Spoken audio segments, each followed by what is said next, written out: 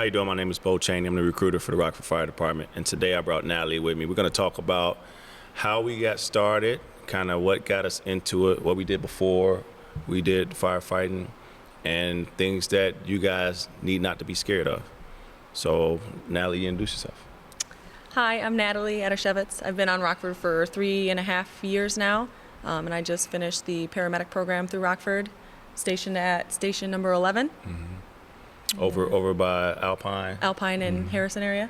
All right, so what made you want to do firefighting?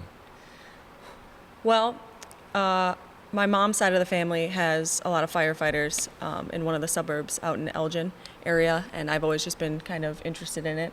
And I've always loved the fact, from a military background, I've loved the idea of camaraderie, something different every day, a lot of action, stuff like that. So you did military before this? Mm-hmm. And what did you do in the military? Yes. I've been with the Army National Guard for almost 10 years now. Okay. I have 4 different jobs there, but my last job that I got, that I just went to school for last year for it, was combat medic. Combat medic? Mm-hmm. Mm-hmm. So check it out. What was the most difficult part of the testing process for you? The most difficult part of the testing process, I would say the initial application. A lot of people talk about how long our app is, but really you just go through it that one time. You know what I mean? Just get it done, sit down for a couple hours and fill everything out. And then just waiting. Waiting is the worst part. That's the biggest thing. That's the biggest, really because I get a lot of people that fill out the app and then they're like, what's next? Yes. And it's a slow process because we have the application process, which is 98 questions. Then you have the physical test, and then you have the written test, and then you got to get an interview. Right. And then you got to get the psych, and then you have all this other stuff. So it's a long time, and I think a lot of people get impatient because it's not your traditional job where you just fill out an app and then you just wait for a call. Wait for the call. Right. How many times you test? I tested twice. What happened the first time? Well, the first time I went through the written. I filled out my application. I did the written, and then they called me to come do the physical agility test, and we hosted it here at that time, so it wasn't the CPAT. Right. And I failed the physical agility test the first time. Wow. So that was pretty disheartening for me, wanting to do something so bad, and then all of a sudden you fail one part of it, and it's just over.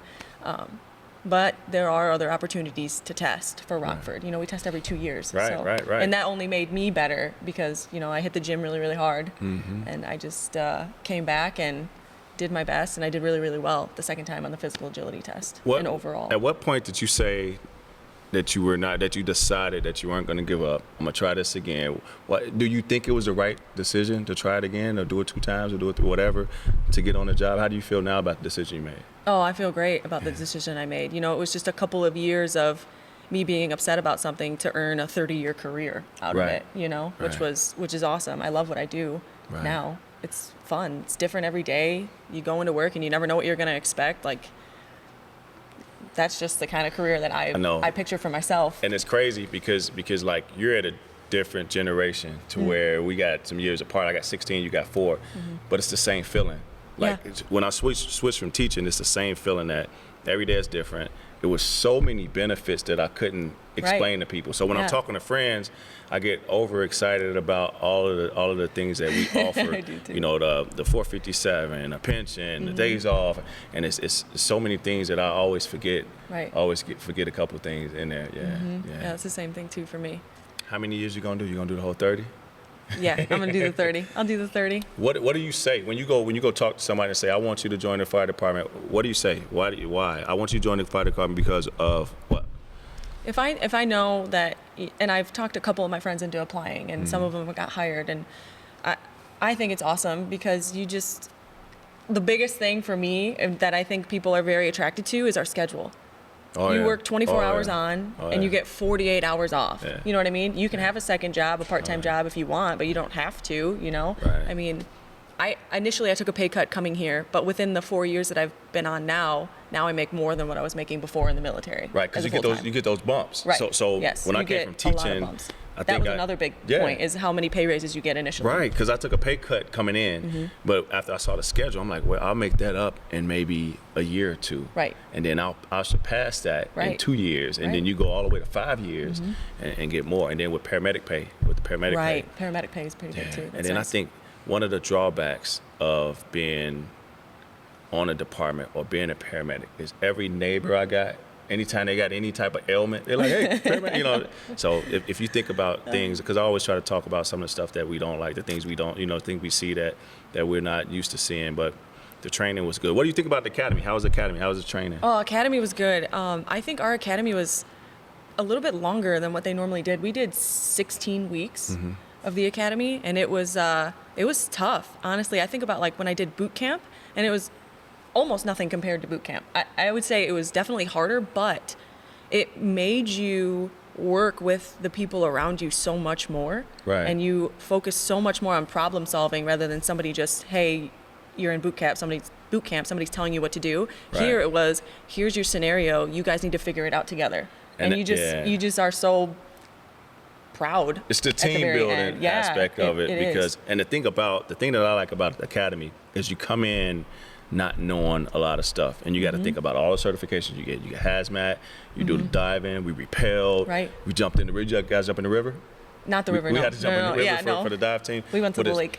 When you're done, you're so much more well-rounded after the academy, and that's what I loved about You're it. a completely different person. I know. Honestly, it's just crazy to think about. You know, in our academy, we had a big class. We had 18 of us, I think. Yeah.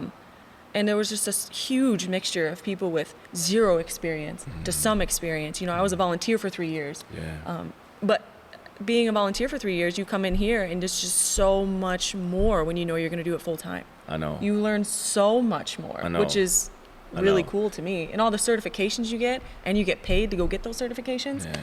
I think people just overlook so many things that we do here. You know, we Yeah. don't just go on fire calls all the time. Right, or- and the way I sum it up is like whenever people call 911 and they don't know what to do, then we're trained to figure it out. Right. If Yeah. anything, it's hazmat, a spill, whatever, somebody cutting a tree. I don't know. Right. Yeah. Wires down. Wires down. Yeah. Wires down. But I think of the calls that we had and the training that we had for those calls, CO, how many CO calls we go on Right. and things like that.